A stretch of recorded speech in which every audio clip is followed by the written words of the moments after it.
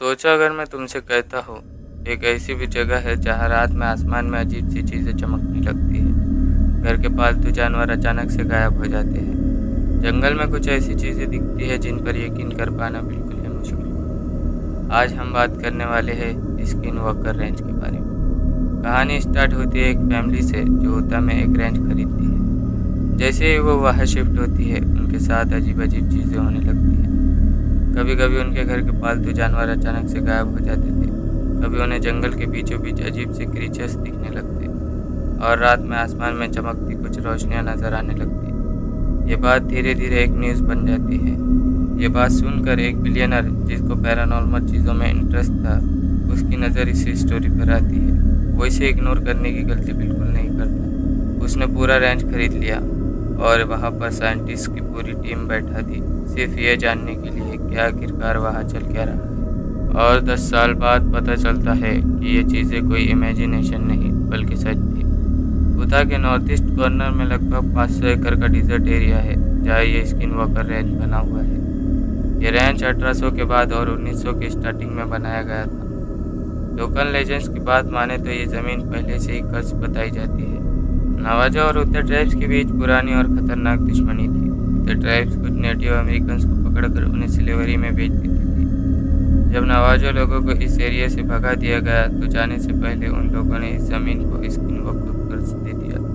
लोगों की माने तो स्किन वॉकर एक ऐसी एंटिटी है जो किसी भी क्रीचर या जानवर का रूप ले सकती है, जैसे वॉल्फ और फॉक्सेस, और जो भी उस लैंड पर रहता है वो उन्हें डराने की कोशिश करते हैं। 1994 में टेरी और ग्वेन शर्मन ने ये रेंज को खरीदा। पिछले ओनर्स बगैर कोई एक्सप्लेनेशन दिए इस रेंज को छोड़कर चले गए थे, इसलिए शर्मन फैमिली को ये रेंज बड़े ही सस्ते में मिल गया। शर्मन फैमिली कैटल ब्रीडिंग का काम करती थी, इसलिए 500 एकड़ का रेंज उनके लिए कोई ड्रीम से कम नहीं था। लेकिन उन्होंने घर में जैसे ही इंटर किया तो उनको कुछ चीज़ें अजीब लगने लगी। हर विंडो और डोर्स पर मल्टीपल लॉक्स लगे हुए थे। बाहर ज़मीन पर बड़े पोल्स और चेन्स थे। देखने से ऐसा लग रहा था जैसे वहाँ कभी पावरफुल गार्ड डॉग्स बांधे जाते थे, पर एक्साइटमेंट में उन्होंने इन बातों पर ज़्यादा ध्यान नहीं दिया। एंटर होने वाले दिन टेरी ने डोर से एक भेड़िए को देखा जो धीरे धीरे उनके करीब आ रहा था। उसका हाइट आम भेड़ियों के मुकाबले साइज में बहुत बड़ा था, लगभग 6 फीट या उससे ज़्यादा। सब लोग चुपचाप देखते रहे, लेकिन किसी को भी उससे डर नहीं लगा।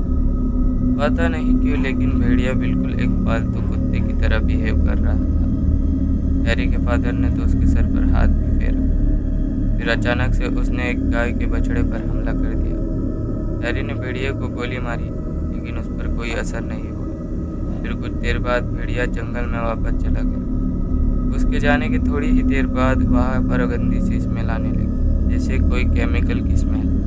हैरी और उसके बेटे ने भेड़िए के फुटप्रिंट्स को फॉलो किया। बीच जंगल में फुटप्रिंट्स गायब हो गए, जैसे वो हवा में गायब हो गया। ये तो बस पहले दिन की कहानी है।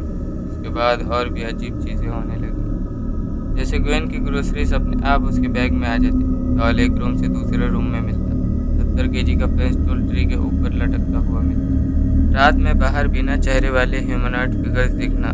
विंडो के ऊपर हाथ दिखना जैसे कोई उन्हें देख रहा हो। बाहर से अजीब लैंग्वेज में बातों की आवाज़ आना। ये सब चीज़ों की वजह से उनकी नींद बिल्कुल ही खत्म हो चुकी थी। एक रात उनके डॉग्स बिली ऑब्स का पीछा करते करते गायब हो गए। सुबह 3 एशेज का ढेर मिलता है बस। टेरी ने इन सब के चलते रेंज को बेचने का फैसला किया। ये स्टोरी न्यूज़ में आती है। बिलियनर रॉबर्ट बिगलो रेंज को खरीद लेता है और वहाँ NIDS नाम की साइंटिफिक टीम को लगा देता है। 10 साल तक वहाँ रिसर्च चलती है। बहुत सारी चीज़ें सामने आती है, जैसे magnetic field, strange light portals, wolf like humanoids, लेकिन कोई प्रूफ नहीं मिलता। आज भी लोग मानते हैं कि स्किन वॉकर रेंज सबसे क्रेडिबल पैरानॉर्मल केसेस में से एक है। अब सवाल ये है, ये सच है या सिर्फ एक हॉक्स?